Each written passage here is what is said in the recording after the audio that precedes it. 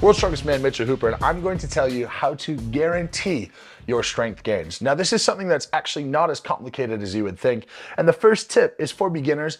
If you work generally hard while resistance training, you will gain strength, you will put on size. So let's put this in the context of this is for intermediate to advanced gym goers who have been focused on strength for a little while. If you're not that, then just go ahead and go low reps, higher intensity, progress that a little bit week over week, and you will get stronger for a period of time. Now, if we're in the intermediate advanced category, let's get into some more specifics around that. So tip number 2 is to know exactly what you can do. Too often people will max out once every 3-4 months.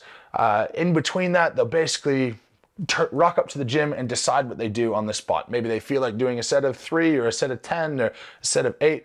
You need to be able to know exactly what you're capable of. If last week you did a set of 3 at a 200 kilo bench press, you know that the next week you're going to be able to bump that ahead a little bit. Now, a little bit means somewhere between 2 to 5% a week. This has to go on for a period of time before you deload and before you change the movement. So this brings me to point number 3. 2/3 of your year should be focused on strength, and 1/3 of your year should be focused on generally building a base. When I say focus on strength, I'm mostly talking about things less than 5 reps that are very high intensity. Olympic movements that are power movements do not count in this category. When we talk about volume focused training, we basically take the equation of load, reps, and sets, multiply those together, and that's your volume for a session. Traditionally, people are going to find the highest return somewhere between 8 and 15 reps, depending on the intensity of the workout. Now, you can have 1 week where you have 1 lower volume day that's high intensity, a medium volume day, a high volume day, sort of like a conjugate style. Personally, I'm more of a fan of taking a block of training, having a pointed goal for that block of training, and being able to progress that quality over a period of time and then move on to a different quality. Now, point number 4, in any regularly resisted trained person, anyone who's developed significant strength knows the importance of avoiding injury. Now, I've done a lot of videos on how to avoid injury, but this is really the key at the pro level in how you can get good over a fairly short period of time. As soon as you have a niggle that sets you back for a couple of weeks, you now can't train surrounding muscle groups, you can't train movements with that muscle, and you're gonna set yourself back. So, simply put, how do you avoid injury? It refers back to point number 2. You need to make sure that your programming progresses in a mathematical, calculated way. 2 to 5% a week is what I recommend, and you have to make sure that you don't change what you're doing week to week in a dramatic way. Meaning that a deload week does not mean that you just go hang out on the couch for a week, sleep as much as possible, eat as much as you can, and hope that you're in great shape a week later.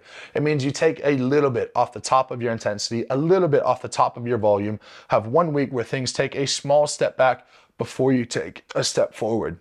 Now, there's certainly an art behind all of this, behind all of the science, but another thing that you have to make sure that you do is when you're transitioning from a strength block to a higher volume block is that you don't want to go from 1 rep max all the way up to 15 reps. Because in the end, your squat might be ready for a big single, but you haven't earned the right for a 15 rep set.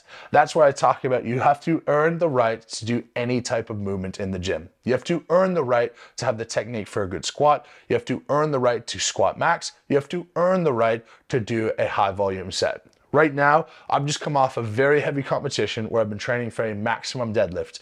Right now, I have not earned the right to do a high intensity, high effort set of 12 or 15. In the end, your muscle fibers are just not going to be ready for it, and you're going to run into issues. This could be a technique issue that leads to an injury, or it could just be excessive muscle soreness that forces you to rest for 4 or 5 days when otherwise you should be pushing ahead. Now, this gets to my last point, which is develop strength, not skill.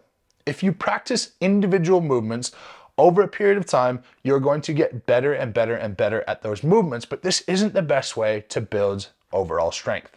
If we think of bodybuilders and their capacity for leg pressing and bench pressing, they would absolutely smash most strongmen. You see bodybuilders incline bench pressing 6 plates for reps, and none of us can do that. It's just not a skill that we've developed. You'll see them leg pressing massive, massive weights.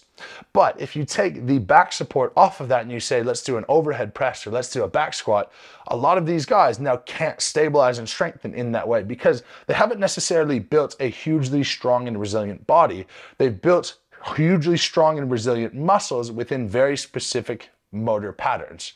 So you can get really good at a movement and actually not get stronger at all, but improve your neuromuscular connection and how to execute that movement with your strength that you currently have. And you're going to just use that and exploit that as much as possible. This can be really good and this can get you to a certain point. But if your potential exists here and all you're doing is exploiting your skill capacity, you're just going to bump into that ceiling and you're going to hit a big plateau. If you can build an overall strong body in multiple different movement patterns and pick times of the year where you need to maximize your strength in, say, a deadlift or a squat or a bench press if you're a powerlifter, or in certain strongman movements, then we can work on the periodization to say, okay, we're building a generally strong body and we have an 8-week prep to get a very strong squat or deadlift, but you can't plod along all year trying to improve the exact same movements in the exact same way. Those are my tips for guaranteeing your strength. Very basic. If you follow those 5 tips, I can promise you will get stronger. If you have a hard time putting this into an actual program for yourself, go ahead. There's a link in my bio. I sell PDF programs, $50, one-time purchase. It goes through not just the program itself, but 12 weeks of education to go along with the 12-week program. So you'll better understand all of the stuff that I'm talking about right now. Thanks a lot for watching, guys. I hope that helped you. Let me know what you think the non-negotiables for getting stronger are in the comments. Otherwise, we'll catch you next time. Lift heavy, be kind, and we'll see you soon.